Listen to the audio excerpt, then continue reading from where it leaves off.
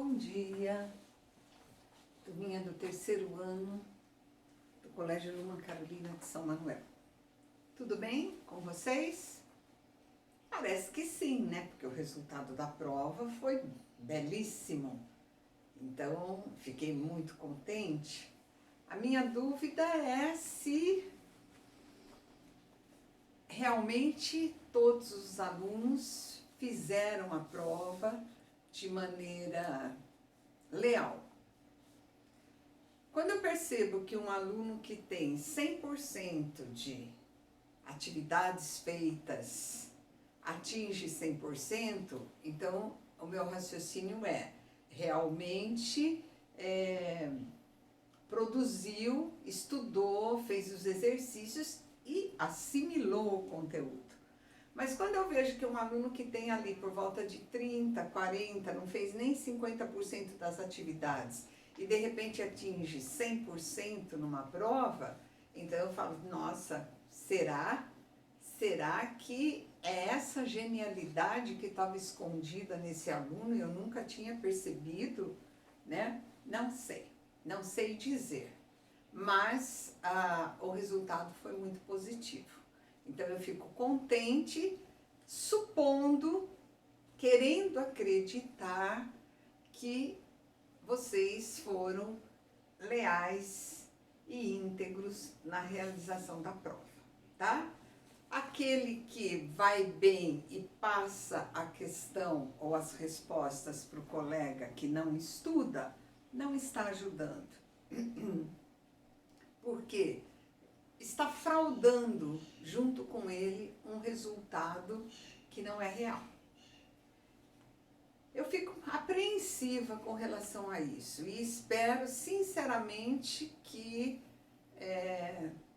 o resultado seja efetivo, porque daí eu vou me sentir a mais capacitada das professoras que conseguiu de repente um resultado aí de 100% em vários alunos, mesmo alunos que antes demonstravam uma certa dificuldade, tá certo? Então, parabéns, de qualquer forma, parabéns. Então, eu estou aqui com a prova em mãos e vocês perceberam que o conteúdo priorizado foi concordância. Eu dediquei um tempo especial para estudar concordância, porque ela cai bastante no vestibular, ela está presente muitas vezes nos erros que vocês cometem no texto ou nas respostas dissertativas. Então, se nós conseguimos traduzir isso com vocês de modo que agora, batendo o olho, vocês percebam onde há uma falha de concordância, eu fico muito feliz, eu fico muito realizada. Então, propositalmente, eu coloquei mais questões de concordância, porque nós ficamos 3 semanas estudando este conteúdo, tá? Então, a primeira é uma questão de concordância verbal e nominal, que tinha como resposta a alternativa E. Acredito que quando se é consciente, luta-se pelo bem-estar dos cidadãos, mesmo que não haja bastantes recursos para isso. Então, se é consciente, luta-se, vocês têm um sujeito indeterminado, portanto o verbo em terceira pessoa do singular. Mesmo que não haja bastantes recursos, o verbo haver em pessoal não tem plural. E o bastantes aqui está na função adjetiva, é um pronome que concorda com recursos. Portanto, alternativa E. Número 2. Assinale a alternativa em que a norma de concordância verbal e nominal foi inteiramente respeitada. Então, seria a letra A da prova que eu tenho comigo. A rejeição à ideia de inferioridade ou de submissão leva boa parte das pessoas que se preocupam com a questão dos empréstimos linguísticos a exigirem um posicionamento das autoridades. Então, tudo concordando, certo? Pessoas que se preocupam, o que retoma pessoas, portanto, ele é o sujeito e leva o verbo a plural, que se preocupam com a questão dos empréstimos linguísticos, a exigirem, os empréstimos linguísticos, a exigirem um posicionamento das autoridades. Tá ok? Na número 3, da GV, completar. Então, aqui vocês teriam que completar com o pronome correto, dependendo dele ser objeto direto ou objeto indireto, e com a forma linguística correta, de acordo com a concordância. Eu encontrei ontem. Quem encontra, encontra alguma coisa. Quem encontra, encontra alguém. Eu o encontrei ontem. Mas não, quem reconhece, reconhece alguém. Portanto, direto. Mas não o reconheci. Por quê? Havia anos, haver no sentido de tempo passado impessoal, portanto não tem plural, que não o via. Quem vê, vê alguém. Verbo transitivo direto, objeto direto, o. Portanto, 3 objetos diretos representados pelo o e o haver no sentido de existir. Essa alternativa correta, que aqui na minha prova consta como letra E. Número 4, questão da UEL. Assinale a letra correspondente à alternativa que preenche corretamente as lacunas da frase apresentada. Os hóspedes acomodaram-se nas poltronas que foram reservadas a eles, os hóspedes. Portanto, foram reservadas a alguém. Então, caberia aqui o lhes. Como aqui hóspedes é plural, então eu vou falar que lhes foram reservadas. E deu-se início ao espetáculo. Aqui é um sujeito indeterminado, portanto, o verbo terceira pessoa do singular. Lhes foram reservadas e deu. Número 5. Sabe-se que em português o verbo deve concordar com o sujeito. Assinale a alternativa em que, se pluralizarmos o termo destacado, o verbo não irá para o plural. Normalmente, se você tem o aluno fez, se você flexiona alunos, os alunos fizeram. Então, o exercício pedia que vocês identificassem uma situação em que, mesmo passando os elementos do sujeito para o plural, o verbo não se modificaria. E isso está no aposto resumitivo. Subornos, ameaças, chantagens, nada impede o trabalho de apuração do jornalismo democrático. Então, a concordância é como nada, aposto resumitivo, leva a terceira pessoa no singular. Na minha prova seria a alternativa A. Número 6. Encontrar o sujeito nestas orações. A criança sem carinho em qualquer parte do mundo. Verbo haver no sentido de existir, inexistente. Letra B. Disseram-me a verdade sobre a repercussão da pandemia. Quem disse? Não sei. Sujeito indeterminado. No terceiro, construíram-se represas em várias partes do país. Represas foram construídas. Sujeito paciente. Concluímos o trabalho a tempo, quem? Nós, sujeito oculto ou desenencial. Então, aqui na minha resposta, alternativa A. Número 7. As funções do ser. Classifique a palavra ser como partícula passivadora ou como índice de indeterminação. Como índice de indeterminação, ele gera sujeito indeterminado. Como partícula passivadora, é aquele que aceita passar para a voz passiva. Ouve-se música de longe, música é ouvida, portanto, pronome é passivador.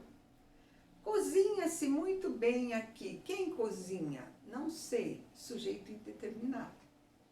Precisa-se de pessoas capacitadas. Quem precisa? Não sei, sujeito indeterminado. Descobriu-se a solução foi descoberta. Pronome é passivador. Então, pronome é passivador, índice de indeterminação, pronome é passivador. Na minha prova, correspondia a letra D. Número 8. Aqui apenas concordância nominal, aquela tabela masculino, masculino, masculino plural, masculino com feminino, masculino plural e assim por diante. A mesa e a cadeira estavam estragadas. São dois femininos. Número 2. O elogio e a lisonja são quase sempre falsos. Masculino, feminino, masculino, plural. O ministro chegou, Sua Excelência estava apressado ou apressada. Os dois seriam corretos. Número 4. É proibida a entrada de pessoas estranhas ao serviço, porque tem aí o artigo A. É proibida. Esse exercício se destina ao primeiro e segundo períodos. Primeiro, segundo, masculino, masculino, períodos, ou período, se quiser concordar com o mais próximo. Na minha prova, a resposta seria alternativa A. Número 9. Regina estava meio indecisa, porque é advérbio, um pouco indecisa, quanto a mandar apenas uma preposição. Diante de verbo nunca ocorre crase. Mandar as faturas, artigo. Anexas, concordando com faturas. Anexas a quê? As notas fiscais, crase. E se meia folha, metade da folha, bastaria para o bilhete. Alternativa E. Aqui a número 10.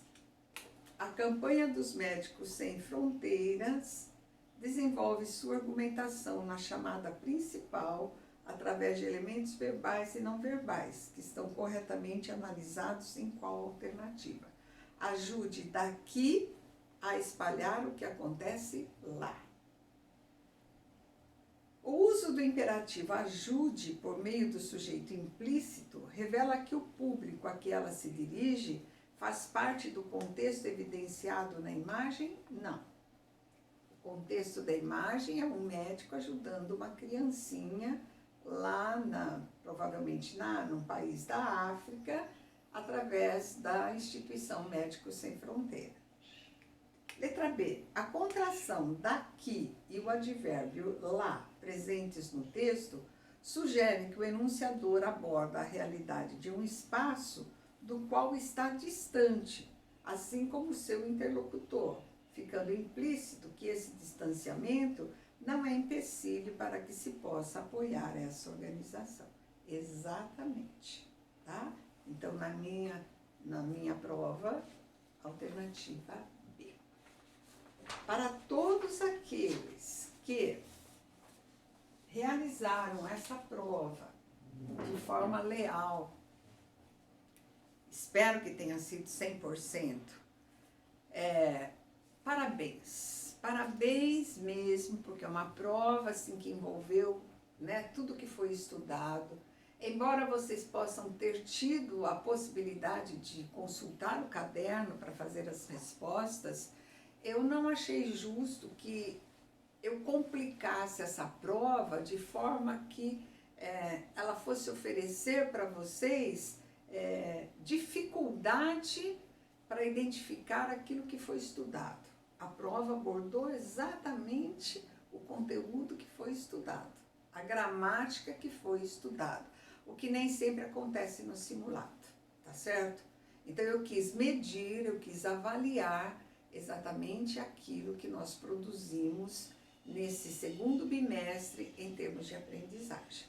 Então eu tenho certeza que muitos alunos aprenderam, assimilaram esses conteúdos que serão de suma importância, não só no vestibular, mas depois no contexto profissional de vocês, para que vocês falem e para que vocês escrevam corretamente a língua portuguesa, tá? Então, fiquei feliz com o resultado. E cada consciência receba esses meus votos de parabéns de acordo com aquilo que ela lhes revela. Quem quem fez tudo direitinho e aprendeu, ótimo, parabéns. Quem burlou de alguma forma para chegar a esse resultado, se houve alguém, né, que a sua consciência lhe diga que os parabéns não se estende a esse elemento, se ele existiu. Tudo bem? A aula de hoje vai dar um refresco para nós, né? Fechando a apostila 4. Então, nós vamos ter aqui uma aula de texto, uma aula mais simples, mais tranquila, mais fácil, que vai trabalhar com os significados implícitos. O que quer dizer? Se está implícito, não está claramente declarado. Então, nós vamos trabalhar tanto com a pressuposição como com os subentendidos. Eles não estão ditos na frase. Nós fazemos uma dedução lógica por algumas pistas que o texto fornece para nós. Então, o que é a pressuposição? O significado não vem expresso diretamente. Aqui, vamos corrigir, os significados não vêm, porque aqui eu coloquei no plural. Os significados não vêm expressos diretamente, são depreendidos indiretamente. Nossa, tive que corrigir tudo aqui por causa de um. Estão implícitos no texto. Como aqui eu pus plural, aí eu tive que mudar tudo isso aqui. Tá vendo, gente, como acontece a concordância, que eu acabei de falar, as falhas de concordância, quando você faz uma releitura, aí você percebe. Então, os significados, eles não vêm escritos. Nós vamos, de alguma forma, deduzir o que eles quiseram dizer por dados, por elementos que o texto nos fornece. Então, eles vão estar implícitos no texto. Então, a pressuposição, ela trabalha com o universo cultural que nós temos. Então, eu vou fazer uma ligação com alguma coisa que, vamos dizer assim, a minha memória registra, e aí, então, eu vou deduzir qual é a intenção daquela pergunta ou o valor daquela palavra. Por exemplo, o professor ainda não chegou. Essa palavra ainda nos leva a supor que ele está atrasado, que ele já deveria ter chegado. Ele ainda não chegou, pressupõe que ele já deveria ter chegado. Então, uma palavrinha aqui muda a leitura. Se você falasse, o professor não chegou, ponto.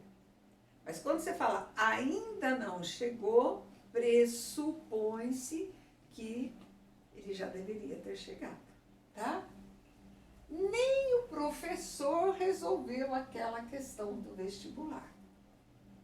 Nem o professor. Se você falasse, o professor não resolveu, ponto.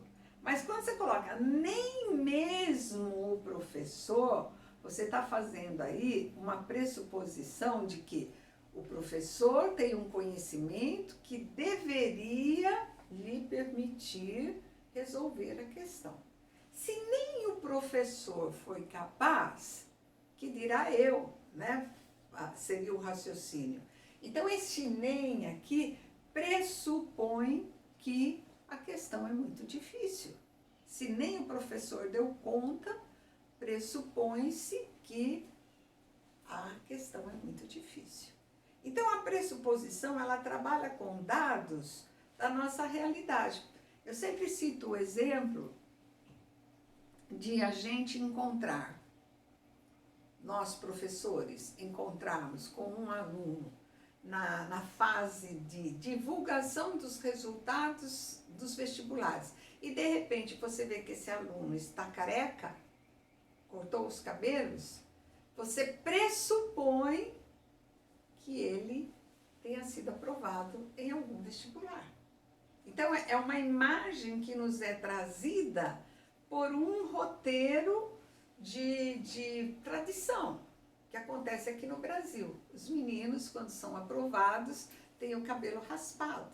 Então, a gente tem aí a pressuposição.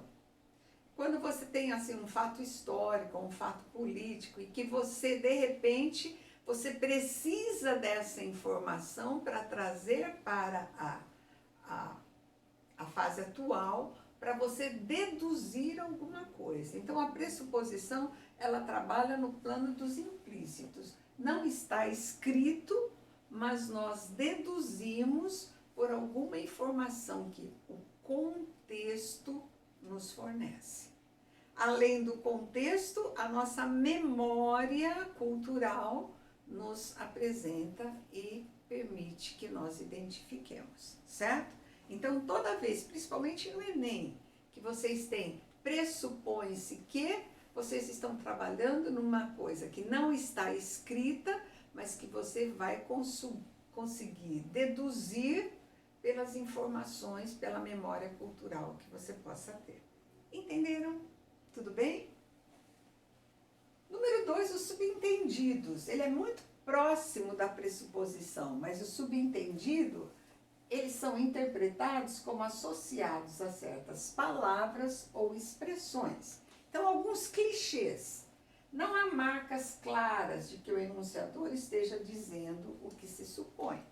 Então, determinadas perguntas, determinadas colocações que nós fazemos e que, de repente, subentende alguma coisa que nós estejamos desejando. Então, você tem assim, o pai chega com uma criança no colo, ele chega a um restaurante e daí ele pergunta para o garçom, aqui tem cadeira para criança?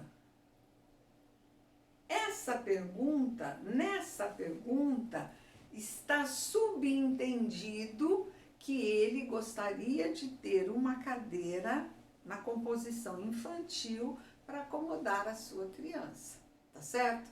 Então, é uma pergunta que leva a uma interpretação diversa. Não seria só para responder, você tem cadeira para criança? Sim ou não? Quando você faz essa pergunta, indiretamente está sendo perguntado se você tem ou não cadeira que acomode a criança. Você tem horas? Quando essa pergunta nos é feita ou nós a fazemos para alguém, é a mesma coisa que nós falamos, que horas são?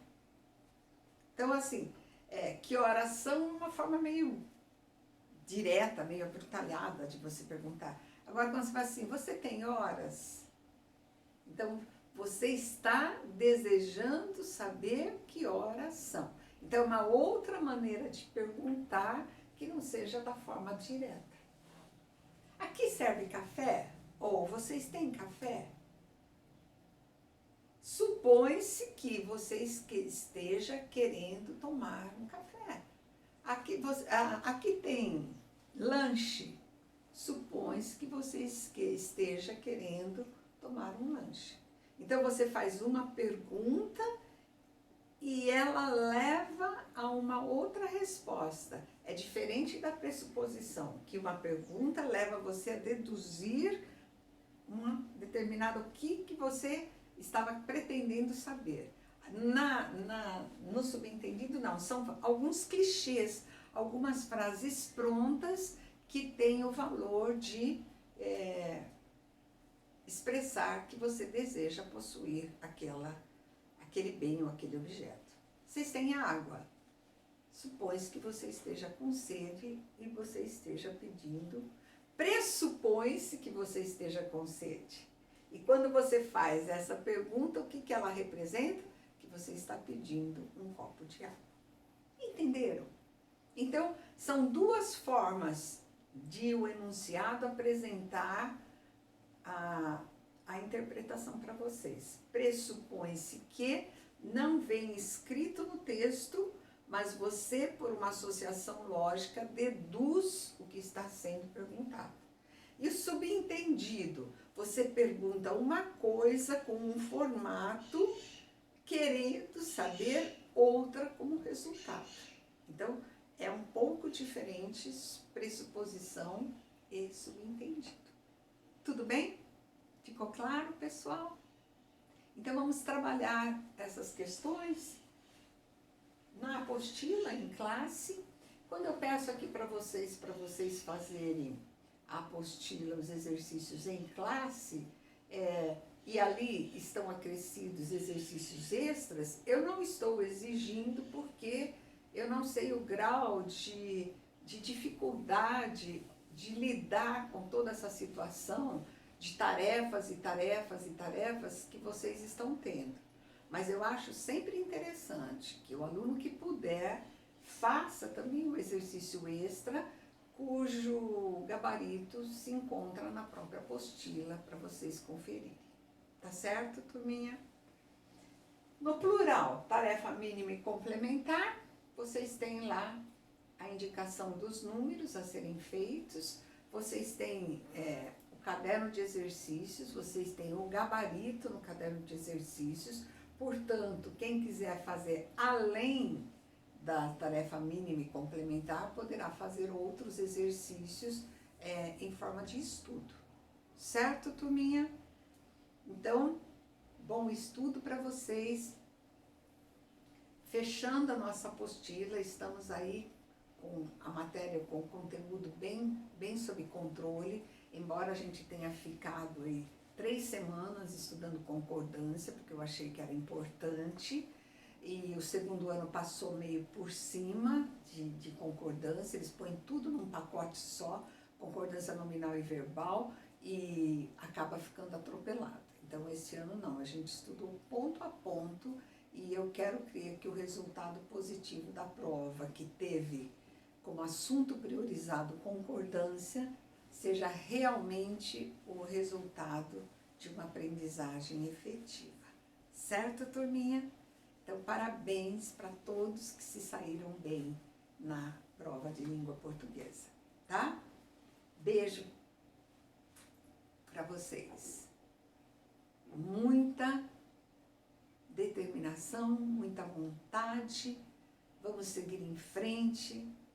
Ao que tudo indica, nós vamos nesse sistema ainda por um tempo, e eu estou estudando uma forma de ter contato com vocês.